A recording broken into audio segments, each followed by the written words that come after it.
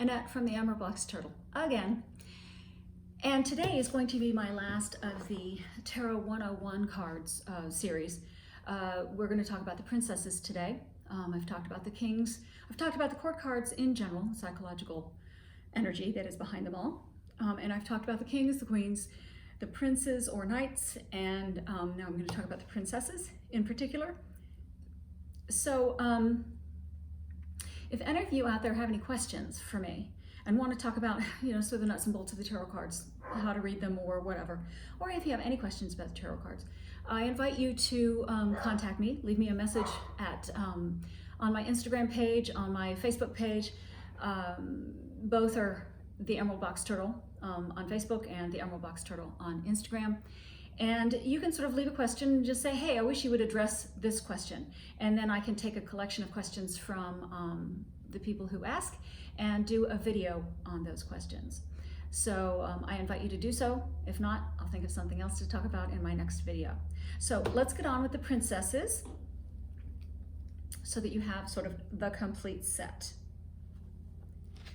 We'll start with the Princesses of Wands. She loves to watch people rather than actually interact with them. She's more of an observer than an actor. So she'll stand back and watch what other people do. She's a great people watcher. And she has a practical interest in how things work, how other people interact with each other, how mechanics happen within a particular machine or something like that. So she wants to know how things work rather than be emotionally or intellectually involved and interested in them. And this practicality sometimes sort of takes the place of not quite daring to leap into the action. So she sits back, she watches, and she's interested in how it works, but not really enough to be in there. She's optimistic and enthusiastic and will work to get the job done. She sometimes is the catalyst for other people to get them moving. Oddly enough, even though she's not an action-oriented person, when she does actually start moving, she can get others moving with her. Now, she can be a little high-strung and nervous with unpredictable mood swings. She's what you would consider drama.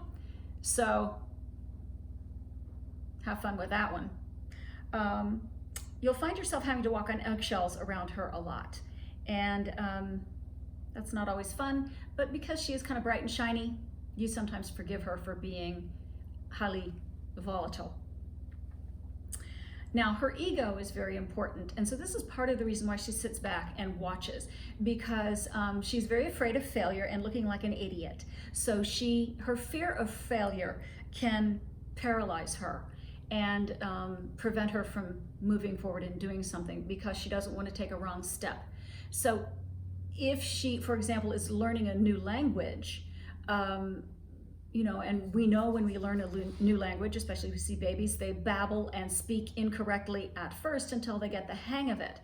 She won't babble and speak incorrectly while she's trying to get the hang of a language because she doesn't want to be embarrassed and make a wrong step. The Princess of Cups, deeply idealistic, deeply romantic, and lives life to reach higher, nobler causes than for his or her own self-enrichment. These are the types that join the Peace Corps after school, after high school, and go dig wells or build schools or help poor people build houses in areas that are less fortunate. And she inspires others to do good works because she is such a do-gooder herself. She always sees the best in others and makes her decisions based upon her feelings and intuition rather than logic. She's a very good mediator, so there's never any squabbling when she's around. She knows how to control a group of people and keep them all working in harmony together. She represents the news of love more than any of the others. Now, the wands, the princesses, all the princesses are messengers, so to speak. The Princess of Wands is, when she shows up in a reading, she indicates a message, news of any sorts. With the Princess of Cups, she represents messages of love more than the other cards. Now, if she discovers her loyalty to another has been misplaced, she will become very petty, very jealous, and very controlling. So she counts on her intuition, and when she judges the person, she takes that person in to her heart completely. But if you cross her and she realizes that she was wrong with her opinion about you, she's not going to be a happy camper, and she's going to make your life miserable. So if you thought the Wands was drama, Princess of Cups is going to get down and dirty. She's not very realistic because she is so romantic thinking, and so she can be pretty gullible. I advise you to not tease her too much, because as I say, if she finds that her loyalty has been misplaced by someone who she loves, who teases her too much, she's not going to take kindly to that. You'll risk the friendship or the relationship altogether. Princess of Swords, also a bringer of news. She, like her other counterparts, is a thinker who analyzes a situation. She's a fast study, like her, the Prince of Swords, and highly intelligent, objective, clear thinking, and she questions everything. She's going to be the little kid who asks why. You know how little kids sometimes go through a why phase? They ask why? Why is the sky blue? She's going to be the one who starts out that way. Why? She's going to drive her parents batshit is what she's going to do. She might also drive her teachers batshit too when she's in class and starts asking why. And then the teacher has to come up with, well, it's because it's the law of gravity, sweetie. That's why things fall down. She has a very keen eye for details and sees a progression many steps ahead of anyone else. You know how when you play chess, you have to think of not only what your move would then, what would happen with your move? Well, then you're thinking about, well, if I did this, then my partner's going to do that. And if my partner does that, or my opponent, I should say, then I should do this. So in really masterful chess playing, you're going to have to think many, many moves ahead. This is the Princess of Swords. She can see the steps coming and the necessary actions that you have to take well ahead of anyone else. She's not just chuck, step. She sees what's coming in the future about what needs to be done next. So therefore, because she can see so far ahead into the process, she can see where the flaws lie. And that's useful because then she can say, oh, 3 steps from now, we're going to run into this problem. So if we fix that situation now, we won't have that problem later. Very useful stuff. She holds herself to extremely high standards and will take on more of her fair share of the work just to live up to what she thinks is normal. Type A personality. Huge type A personality. She's a little shy and introverted, but she'll engage in conversation if the topic is something she's very interested in. She can be very demanding.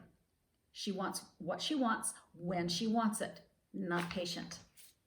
Blunt as a butter knife and tactless to a fault. She just thinks she's being honest. But there's a difference between being honest and diplomatic and just being hurtful with that honesty. I mean, societal white lies are there for a reason, so we don't just hurt each other by saying, ugly shirt there that you're wearing. Or have you put on weight? You look like you've put on weight. We don't need to be mean that way. She doesn't understand that though. And so when she's cutting like that, she sort of wonders why people are upset because she doesn't get the sort of necessary social niceties. Finally, the Princess of Pentacles. She represents news of job offers or other financial matters. Because she is of the physical plane, she's going to be thinking about, jobs, money, this kind of stuff.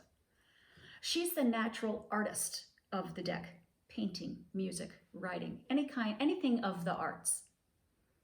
She's deeply attached to nature and finds stimulation and refreshment from the outdoors. She needs a lot of me time, especially in nature. Long walks by herself, bike rides, solo camping, that kind of thing. She's deeply emotional, but she has difficulty expressing those emotions to other people.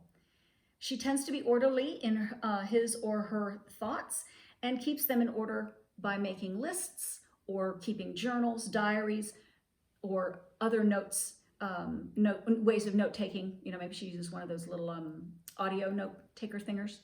And this is how she keeps what she finds interesting in order in her mind. And I can relate to that because I've had to take copious notes as I'm going through this learning process of the tarot cards. She's friendly, she's loyal, and she's not judgmental. And she's very, very compassionate. She would be the friend that you came out to first, whether that is to admit that you are homosexual or a furry or secretly like dating websites. I don't know. She's the one that people tell their secrets to. Because she needs so much alone time, she can be seen as unreliable. I don't know that she'll flake on you completely, but you can't count on her to come to every one of your parties. And she might need to back out of something occasionally, simply because she's done with people and she needs to be alone to recharge herself. If things don't go out as she plans them, she can get very anxious and demanding, which then translates into overcaution and inertia, meaning if it's not working out the way she wants it to work out, then she's not going to do it at all. She's not there. She has a hard time taking a middle ground or you know, compromising, that kind of thing. So that's also, she has that rigidity that's inherent in the Pentacle people personality types. Now, I'm using the pronoun she, but again, I remind you that princesses don't have to be female or female identifying. They can also be old men, little boys, all this kind of stuff. It's my last PSA about the personality cards or the court cards not carrying what's in your pants. So that's what we have on princesses. Again, I remind you to like or subscribe. Like this video individually, subscribe to my channel. And if you have any questions that you would like me to address when it comes to the tarot cards or knowing how to read them, I invite you to write to me. And I'll address those questions to you personally, and then maybe I'll make a video about the whole shebang together. Thanks so much for watching. Talk to you next time. Bye-bye.